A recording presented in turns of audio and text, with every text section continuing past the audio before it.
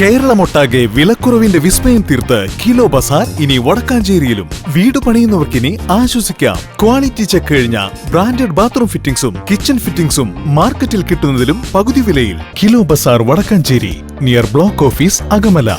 Contact 9037 921 329. Mullurkara Vazhakode വൻ തീപിടുത്തം. പൂട്ടിക്കിടന്ന കോറിയുടെ വലിയ ഷെഡിനും സമീപത്ത് കൂട്ടിയിട്ടിരുന്ന ജലനിധി പദ്ധതിയുടെ പൈപ്പുകൾക്കുമാണ് തീപിടിച്ചത്. പ്ലാസ്റ്റിക് പൈപ്പുകൾ കത്തിയതിനെ തുടർന്ന് പ്രദേശം മുഴുവൻ കനത്ത പുകപടലങ്ങളാൽ മൂടിയിരിക്കുകയാണ്. വാഹനങ്ങൾക്ക് പോലും കാഴ്ച മറയുന്ന രീതിയിൽ പുക ഉയർന്നത് വലിയ ആശങ്കയ്ക്ക് കാരണമായി. വടക്കാഞ്ചേരി, ഷൊർണൂർ എന്നിവിടങ്ങളിൽ നിന്നുള്ള അഗ്നിശമന സേന യൂണിറ്റുകൾ സ്ഥലത്തെത്തി തീയണച്ചു.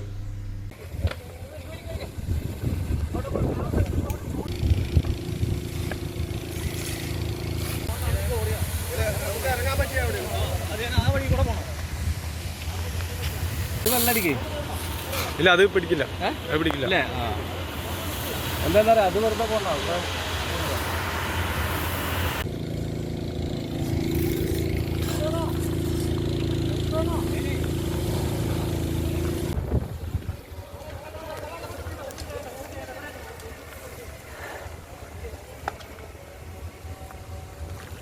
മുള്ളൂർക്കര വാഴക്കോട് BRD പ്രദേശത്തുണ്ടായ വൻ തീപിടുത്തം മണിക്കൂറുകൾ നീണ്ട പരിശ്രമത്തിനൊടുവിൽ നിയന്ത്രണ വിധേയമാക്കി. വാഴക്കോട് പ്ലാഴി സംസ്ഥാന പാതയോരത്ത് പൂട്ടിക്കിടന്ന കോറിയുടെ വലിയ ഷെഡിനും സമീപത്ത് കൂട്ടിയിട്ടിരുന്ന ജലനിധി പദ്ധതിയുടെ പ്ലാസ്റ്റിക് പൈപ്പുകൾക്കുമാണ് തീപിടിച്ചത്. ഏകദേശം 50 ലക്ഷം രൂപയുടെ നഷ്ടം സംഭവിച്ചതായി കരാറുകാർ അറിയിച്ചു. വെള്ളിയാഴ്ച ഉച്ചയോടെയാണ് തീപിടുത്തമുണ്ടായത്. കോറി ഷെഡിന് ആദ്യം പിടിച്ച തീ നിമിഷങ്ങൾക്കകം സമീപത്തെ പ്ലാസ്റ്റിക് പൈപ്പുകളിലേക്ക് ആളിപ്പടരുകയായിരുന്നു. പ്ലാസ്റ്റിക് കത്തിയതോടെ പ്രദേശം മുഴുവൻ കറുത്ത പുകപടലങ്ങളാൽ മൂടി.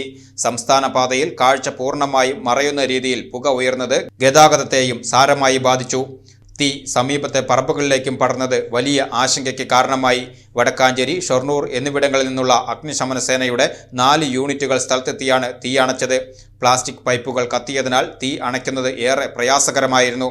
കോറിയിലെ വെള്ളം മോട്ടോർ ഉപയോഗിച്ച് പമ്പ് ചെയ്താണ് അഗ്നിശമന സേന തീ അണയ്ക്കാൻ പ്രധാനമായും ഉപയോഗിച്ചത്.